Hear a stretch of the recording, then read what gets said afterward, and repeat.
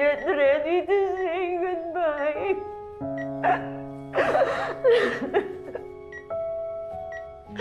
Asan na ba si Trixie?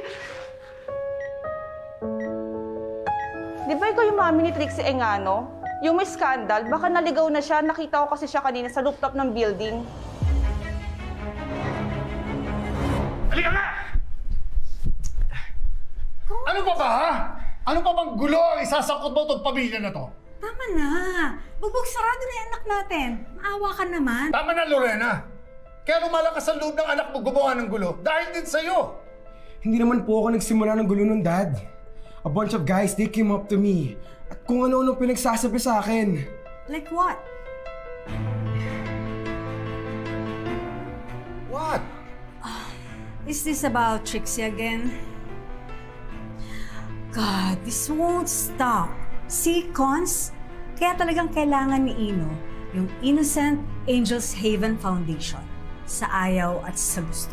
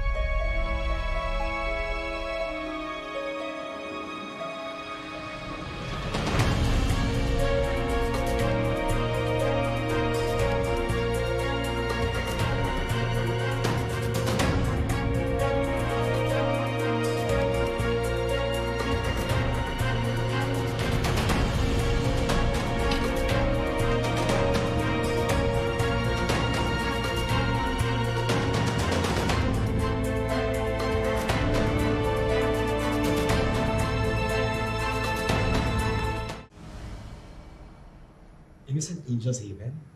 Yeah. Don't you like it? But No buts, Ino.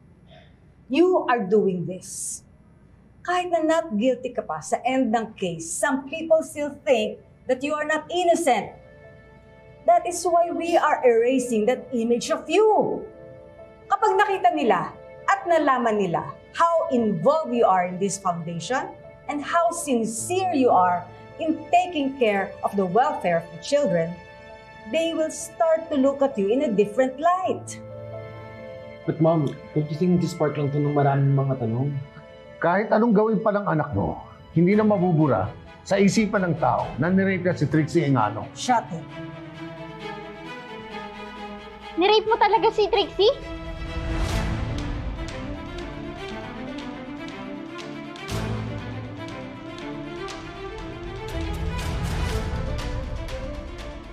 Ano, Ino? Sagutin mo ko. Nirape mo ba talaga yung kapatid ko? Nirape mo ba si Trixie? Niloloko niyo lang ba ako? Lilet, what are you talking about? Kalori na narinig ko ho kayo. Ang sabi ni CRD, kahit ano pang gawin ni Ino, hindi na mabubura sa publiko na nirape niya si Trixie. Cons. Care to explain your big mouth? Yun ba? I was just saying to Lorena na kahit anong pakulupa o project ang gawin natin, hindi na mabubura sa isip ng tao kung anong inaakusa sa kanya ng mga Engano. Lilet, do you really think na kung totoong ginawa yun ni Ino ay kukonsintihin ko siya? Ako mismo ang magsusuplong sa kanya sa mga pulis kesa hodang anak ko siya.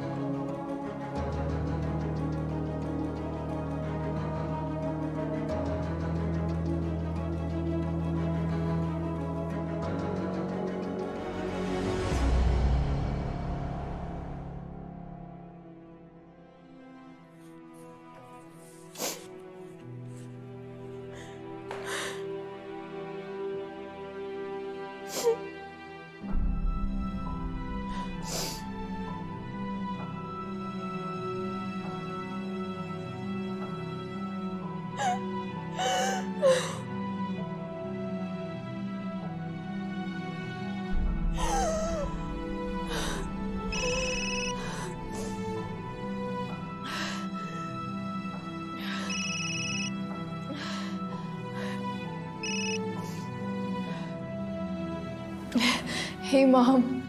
Hey, how's my girl? I'm fine. Ikaw, Mom, kamusta ka dyan? Everything's okay and we got to visit your dad in the cemetery before the seminar. Tapos, gusto namin ni Tito Spanky mag-extend para makapunta naman kami ng LA. Are you okay? Are you crying? It's Bonnie, Mom. What happened? Tell me. He broke up with me. Why? It's because of Lilith. What?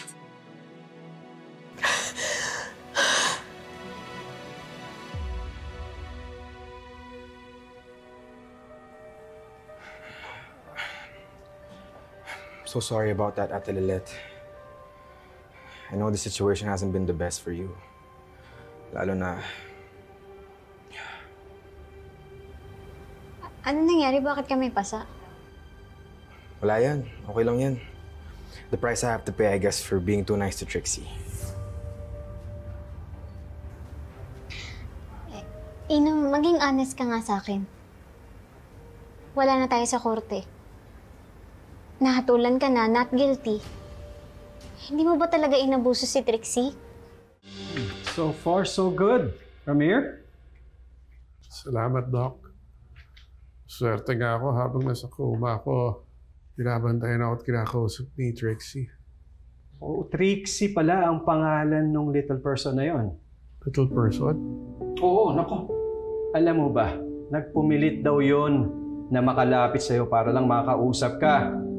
Iyak araw ng iyak yun eh. Habang kinakausap ka para lumaban. Yun daw ay napanood niya sa isang teleserye. Sorry po kung umabot tayo dito. Sorry po na nasaktan natin yung isa't isa. Pero sana po lumaban pa rin kayo. Lumaban po kayo para sa pamilya niyo. Kasi kailangan po nila kayo ngayon eh. Oo, kailangan ko rin po kayo. Kaya sana po, lumaban po kayo, Daddy. Huwag po kayong sumumpo, Daddy. Mahal ko po kayo, Daddy. Lilith? Ano bang masama doon? Eh, napakaganda naman pala ng hangarin ng foundation.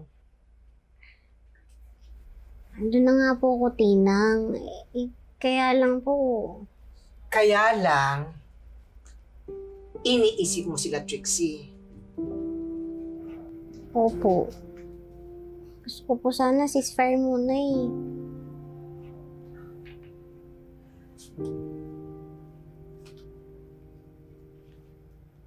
Bakit naman sila magagalit sa isang bagay na napakaganda ng intensyon? At saka isa pa, di ba? Sinasabi mo na hanggang ngayon, naglalaro pa rin sa isip mo na paano nga kung biktima talaga si Trixie? Opo, Tinang. Sa totoo nga lang po, hanggang ngayon binabagabag pa rin po ako ng konsensya ko eh. Paano po kung nagsasabi nga talaga ng totoo si Trixie? Ganito, Lilith. Habang wala pa yung malakas na patunay kung totoo nga talaga yung pinaglalaban sa'yo hanggang ngayon ni Trixie, baka ito na yung pagkakataon na bigay sa'yo ng Diyos para makabawi ka. Hindi man kay Trixie, kundi sa ibang biktima ng pang-aabuso. At alam ko, Lilith, kapag napatunayan mo na kung ano ba talaga yung totoo, gagawin mo yung nararapat para maituwid mo yung mga pagkakamali mo. At promise, anak, kasama mo ko doon. Lagi at palagi.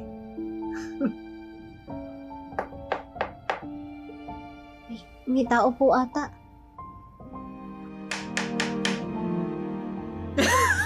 Ninang, ano na naman pang pakulo yan? Kumakatok sa iyo ang pagkakataon para makatulong ka sa iba. Hindi mo ba sila papatuloyin sa puso mo? Ako, Tinang, ano na lang kayang gagawin ko kung wala ka? Ay naku, Lilet! Hindi ako mawawala sa'yo dahil magnet ako. Ay hindi! Epoxy pala ako sa'yo. Parang ganito, oh!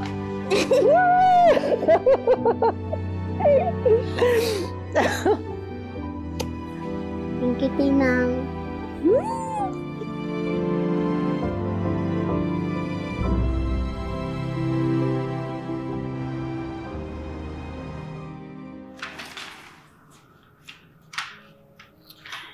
May letter po para kay Atty. Meredith Simons. Ah, sige. Pakiiwan na lang. Thank you.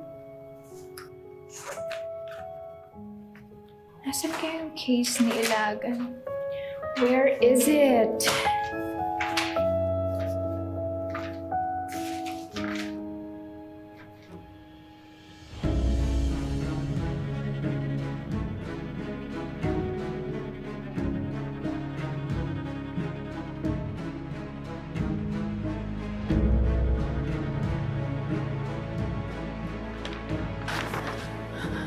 Bonnie?